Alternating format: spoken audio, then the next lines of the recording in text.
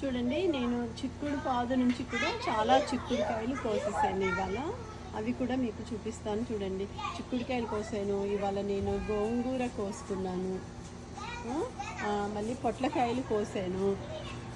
చూడండి, ఇదంతా మా చిక్కుడు పాదు. చిక్కుడుకాయలు చూడండి ఎన్ని చిక్కుడుకాయలు వచ్చాయో.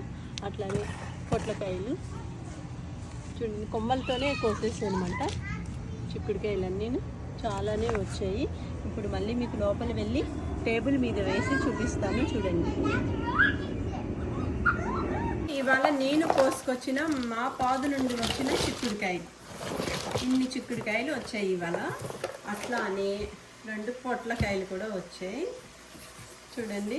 ఈసారి బాగా చిక్కుడుకాయలు మాత్రం చాలా బాగా వచ్చేసాయి. అట్లానే పొట్లకాయలు కూడా వచ్చాయి చూడండి, ఎంత బాగున్నాయో పొట్లకాయలు, చిక్కుడుకాయలు. నేను ఇట్లా కొమ్మలతోనే కోసేసాను. ఇప్పుడు ఇవన్నీ కూడా క్లీన్ చేసేసి శుభ్రంగా కడిగేసి కావలసినప్పుడు చేసుకోవచ్చు అన్నమాట మనం.